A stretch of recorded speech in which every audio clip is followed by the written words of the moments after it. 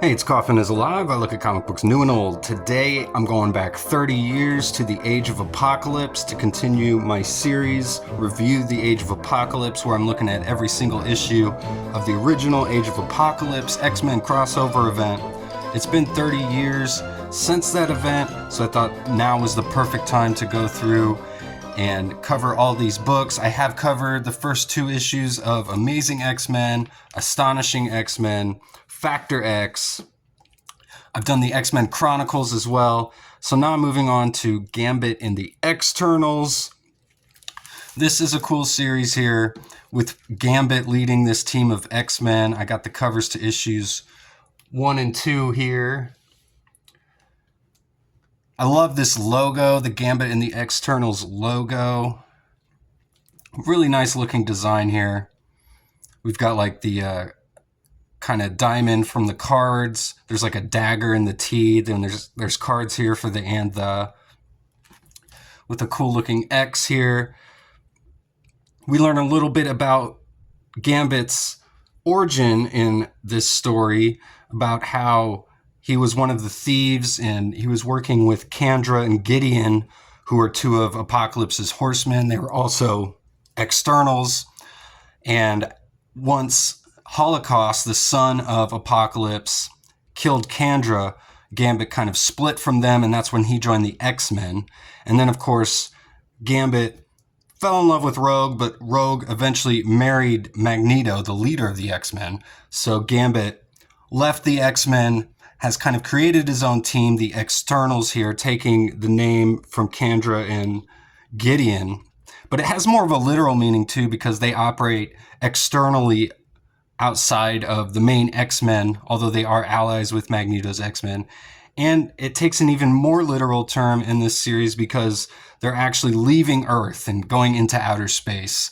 So this series is cool because it kind of covers everything going on outside of Earth during the Age of Apocalypse, as we'll get into this issue here. This is drawn by Tony Daniel, and kind of ironically, I had just brought him up in a video, a couple of videos back, because he does the cover for the Shattered Image, a couple covers for the Shattered Image crossover that I just picked up. So definitely bring kind of an extreme style to the X-Men here for the Age of Apocalypse, and he does some pretty awesome artwork here. I think he's, in the same vein as an Adam Kubert or an Andy Kubert, very Kubert-esque style here, kind of derivative of Jim Lee in a sense as well. So very of the times for X-Men, and his style fits right in. I never hear about him anymore. I don't know what happened to him. Let me know if you got any more information about Tony Daniel. We got Fabian Nicieza doing the writing here in this issue, and Kevin Conrad doing the inks. Chris Eliopoulos is doing the letters. Murray Javins is the colorist here. I'm not a huge fan of the colors in this book, to be honest. They're using a lot of colors here. Lots of greens and pinks and yellows and reds. I mean, pretty much every color under the rainbow is being used, so it doesn't really look that great. And it's very flat colors, too. Sometimes that works really well, and I just feel like in this book it's kind of overdone. Really, it's really just kind of Jubilee's costume that stands out with the pink and yellow, although I do like all these costume designs. But they don't really all fit together really well. They're definitely very colorful here. I'll go through the team real quick. We got Gambit and Strong Guy, of course, Guido. He was a member of X Factor, Jubilee, Sunspot, and Lila Shanae. Or is it Leela Cheney? How do you pronounce her name? I would really like to know. I love comic book names like that, like Thanos or Thanos. We all learned is how you actually pronounce it when the movies came out, or Namor or Namor, those kind of things. How do you pronounce her name? Is it Lila Shanae? That's how I've always pronounced it. Someone get Chris Claremont on the phone and ask him. But we got Fabian Nicieza doing the writing here, and I do feel like he's kind of a poor man's Chris Claremont. He's just really kind of overscripts everything in this book, I feel like. There's a lot of stuff that is just really wordy for the sake of being wordy, I feel like. Like here we learn that Jubilee, she just doesn't like seeing Apocalypse's tower here in the middle of the city. And that's what all of this is just basically saying in all these panels. I really like this panel, though, of Sunspot and Jubilee here. I like that they kind of have a relationship in this book, too, reminiscent of X-Men 97, the reboot, where there's an episode where Jubilee and Sunspot get together. This panel is really cool when Sunspot first shows up in this comic book. I love this costume design with just the black and red. It looks way better in the pages of the book than it does on the cover here, where they kind of make it orange and blue and red and yellow. Again, just too many ugly colors there. But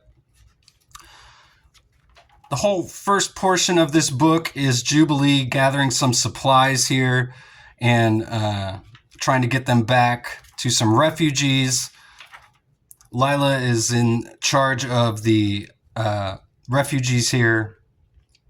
And they're going through the Morlock tunnels to meet up with the leaders, what she says, and you kind of assume it's Gambit, but they actually find Magneto down there. They feel threatened at first, but then we see the match lit down here, and we see that Gambit says that Eric came here with me. And we kind of learn Gambit's origin that I kind of brought up earlier at the beginning of the video.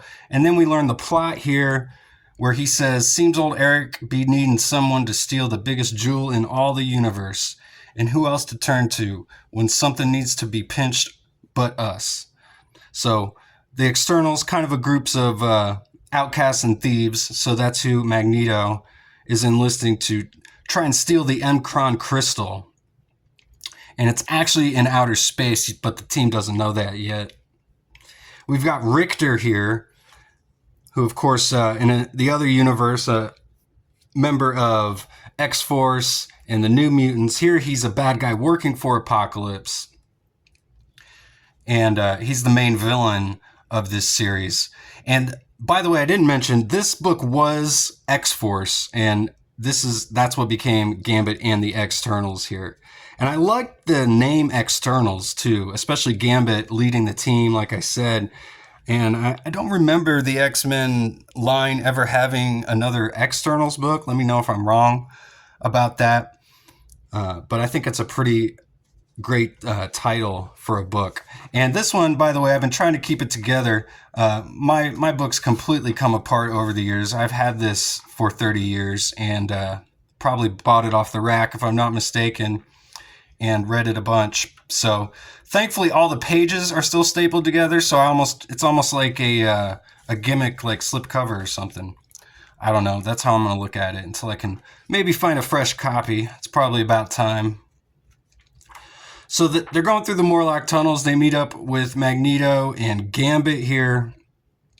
Again, just really wordy stuff going on. There's really not anything too important being said here. They break into Apocalypse's base.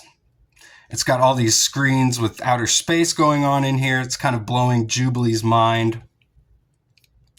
And then the Madri show up, who are all clones of Jamie Madrox, the Multiple Man, and they're all a religious cult that worships Apocalypse, but they're all just clones of Madrox. So we get a battle here between all of them, and the X-Ternals are able to take them out.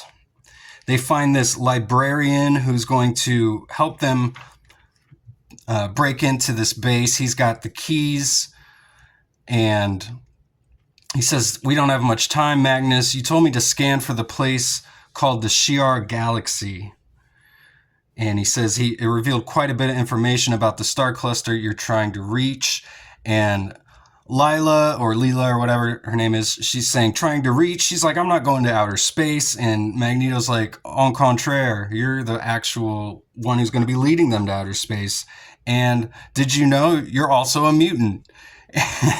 And he just kind of explains to her she's a mutant. She puts on these goggles, and they say they're going to show her what her mutant power is and like bring that to the forefront. She's never known that before.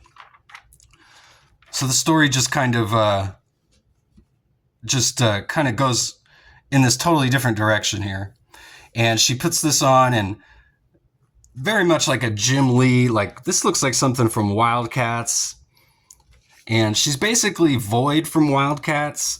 At one point here, I think he even mentions, yeah, when explaining her powers here, which is like super vague. Oh, and there's a funny line from Jubilee too. She's like, so what's her power? Besides the ability to stick her chest out. And we find out what her power is. I'll read you Fabian Nitier's script here. See if you can figure out what her power is from the script. Then the light of a million suns and the light of reason. Her mind wanders through a nebula of multicolored gas. She fears cold solar winds at her back. She is traveling through space and more. She is the space, the distance, the void. So there's the void reference I was talking about. Again, a Jim Lee pose, if you ask me. And this whole thing just looks like a Jim Lee page, like a poor man's Jim Lee page.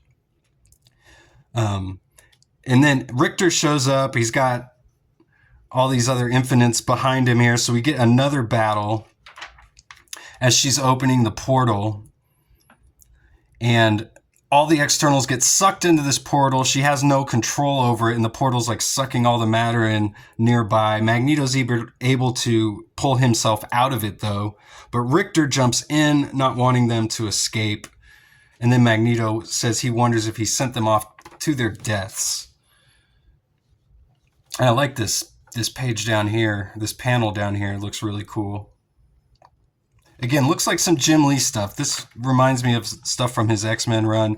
And then this Magneto here suddenly looks like a Joe Madureira X-Men. So I feel like Tony Daniel really kind of using a lot of the influence that were popular at the time in this issue. But a pretty cool issue. Not the best, kind of wordy. The art is pretty good. But nothing really stands out too much, definitely of its time, like I said.